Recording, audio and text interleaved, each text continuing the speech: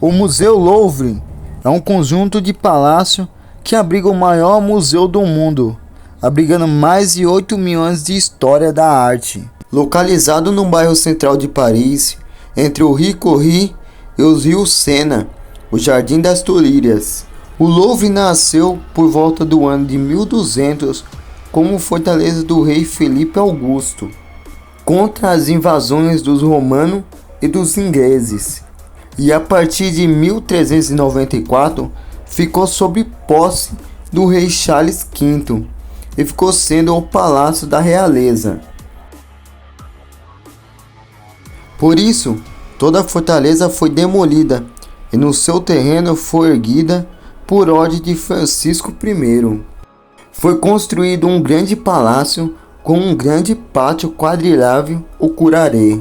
Esse foi gradualmente ampliado e redefinido por outros monarcas, como Henrique II, Luís III, Luís XIV e até o próprio Napoleão Bonaparte. Na velha fortaleza medieval, só sobraram apenas as enormes colunas que lhe davam com sustentação, que ainda pode ser vista no subterrâneo do museu. A condição de Palácio da Realeza foi mantida até 1682, quando a família real francesa seguiu para o Palácio de Versailles, a 20 km do centro de Paris.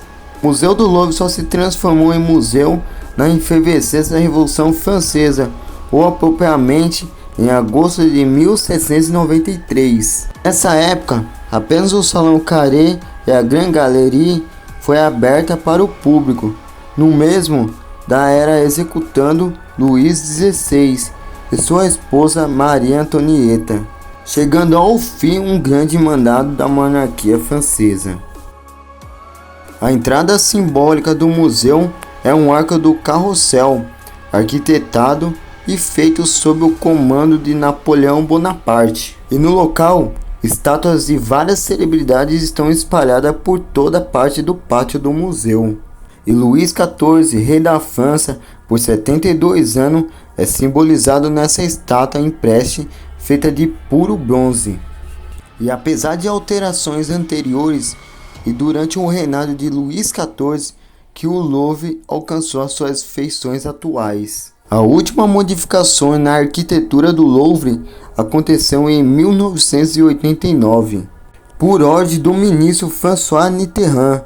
Uma grande pirâmide de cristal foi construída sobre o imenso hall, onde fica o subterrâneo da entrada do Museu do Louvre e do grande acervo. No local está decorada com grandes escadas em formato de caracol, que cobre por completo todos os prédios do palácio e do museu. No final das escadas tem direções a que as pessoas devem seguir. A primeira é Sully, para os que destinam para a região posterior do museu, em direção ao Cocarré. E o segundo é Richelieu, para os que margem a Corridori. E o terceiro é Denon, para a parte que se estende para o rio Sena, fazendo assim todo o complexo como uma área importante. Sully foi o ministro de Henrique IV, o cardeal de Richelieu foi o ministro de Luís III e Denon foi o diretor do museu durante o reinado de Napoleão Bonaparte. Ao todo, o Louvre apresenta 14 galerias, hall de exposições, exibindo mais de 300 mil obras de arte, reunidas em 7 departamentos. Antiguidades orientais, antiguidades egípcias, antiguidade grega, turcas e romanas, pinturas, escultura e muitos objetos de arte. Na área de Richelieu encontramos várias partes de obras orientais. Essas são provenientes de missões arqueológicas francesas efetuadas a partir do século XIX, a partir de escavações na Mesopotâmia, no Irã e em outros países do Oriente. E na região da Mesopotâmia, escritos de 3300 a.C., são documentos de contabilidade e pictogramas escritos em uniformes, que foram utilizadas para contar os animais e para os registros de colheitas. E várias esculturas são comemorativas de diversas guerras. O soberano vestido de pele de carneiro desfila sobre as suas tropas, e cada inimigo é capturado em uma grande rede. O ministro das finanças de uma grande cidade também aparece vestido de pele de carneiro. Em seus olhos foram feitos em lápis laçures com um tipo de pedra preciosa.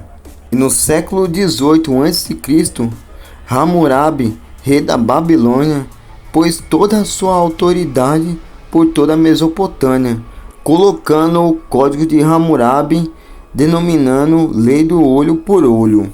E tal código escrito descreve de tal maneira com regras para a convivência para a família, como casamento, divórcio, adoção, traição, roubo e outros atos cotidianos familiar. E o Código de Hammurabi é uma das escritas de leis mais antigas da humanidade. E esse é o Sargão II, rei da Síria, entre os séculos 721 a 705 a.C. O seu nome significa rei legítimo.